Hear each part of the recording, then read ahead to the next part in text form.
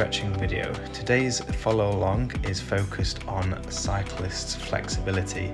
So if you've just finished a ride, this is the best opportunity to get a little bit of flexibility in and work through some stretches. So without further ado, we're going to get started. And to get started, we're going to go for some 90-90 hip swivels. So here, when I set our feet up wider than the hips and our knees high, we want to drop the knees to one side at a time, so that in the bottom position, both knees are nearly touching the floor if you can. If you can get all the way to the floor, great.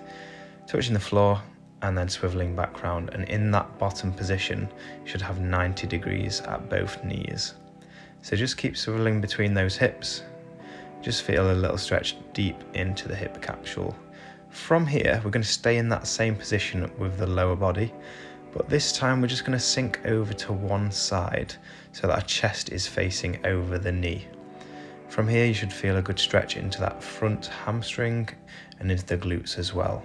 I want you to focus on getting the chest down towards the floor. Just focusing on deep breaths, and as you breathe out, try and sink further into the stretch. If you want to make this stretch a little bit more intense, we can take it more towards the foot or back towards the knee, wherever is most comfortable. And out of that position, we're going to swivel round to the other side and focus on that same stretch in the other side.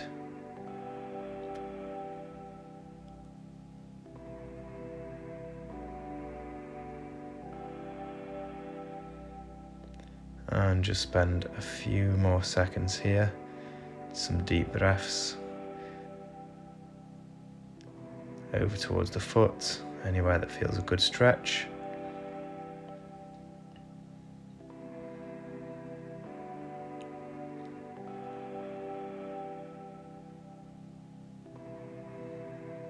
And then taking yourselves out of that position, we're going to come into a straight leg position and then bring one foot into the thigh. So here I'm bringing my left foot into my right thigh, and I'm taking my right foot all the way over the left knee, and then I'm hugging my right leg with my left arm.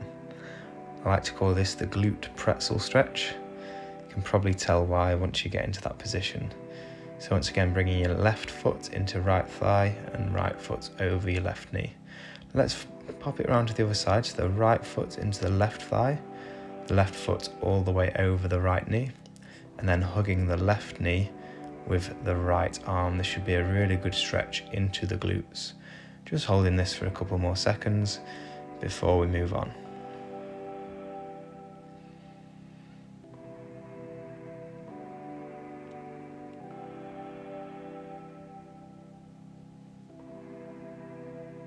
And moving on, we're going to come up into a kneeling position.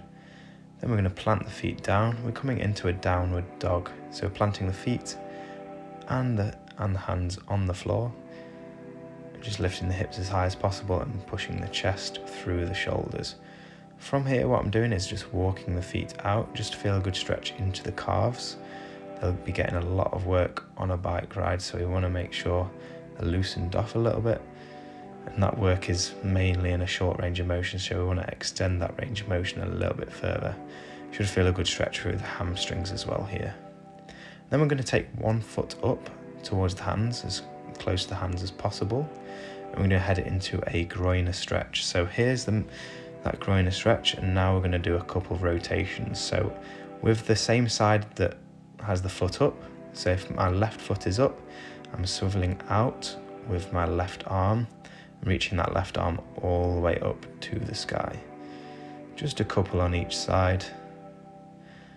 And from here, maybe try and sink further into that groiner stretch. Again, we're going to do all of these on one side before we move on to the other side. So we're going to take ourselves slightly out of that groiner now, more into a lunge position. So we're going to take the foot a bit closer, and then I want you to push your hips down towards the foot, and then I want you to straighten the leg out and sink the hips back towards the back foot. And watching this and just flossing between those two movements. If you feel comfortable, you can take the arms overhead to give a better stretch through the front of the body in that hip flexor position. So here we should have a good stretch into the front of the back leg, and then here we should have a good stretch into the back of the front leg. We're going to now take ourselves out of that position and swivel round to the other side, where we're going to do the exact same things. So starting off with those groiner rotations, again just a few of these. Now my right leg is forward, so I'm opening up with the right arm as well.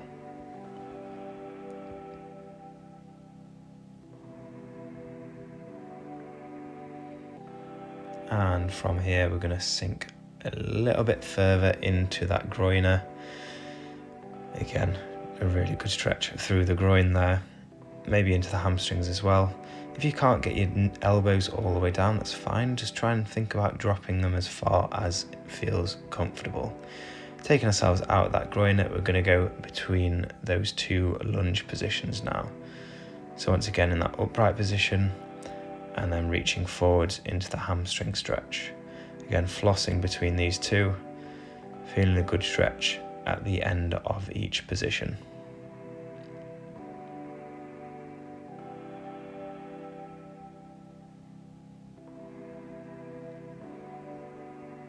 Again, if you feel comfortable, you can take the arms overhead in that hip flexor stretch to deepen the stretch through the front of the body.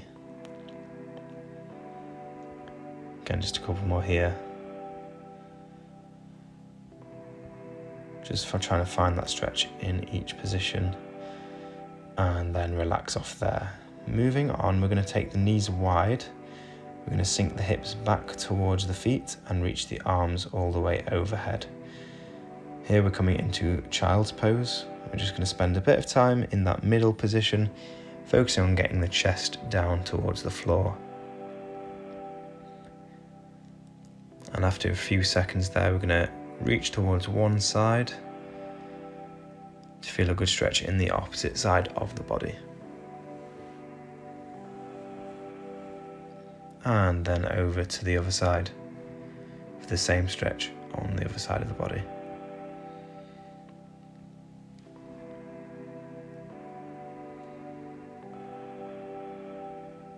And then taking yourselves out of that position. Next, we're going to come into a side lying or a lateral recumbent position.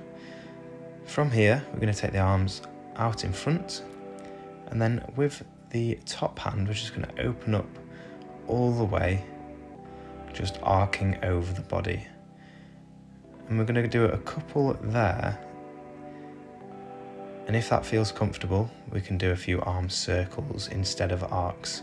So these circles are a little bit more intense, and we're focusing on keeping contact with the floor at all times. If you can't maintain contact, then I might recommend you to stick with the arm arcs for these. But if you can, or nearly, then go for those arm circles. And then flipping yourselves around to the other side. Again, the knees are bent here, arms are straight out in front. We're going to start with a couple arm arcs, all the way over. Try and tap the hand onto the floor if you can. And if that feels comfortable, we can do those arm circles instead, just down to the hips and then back round.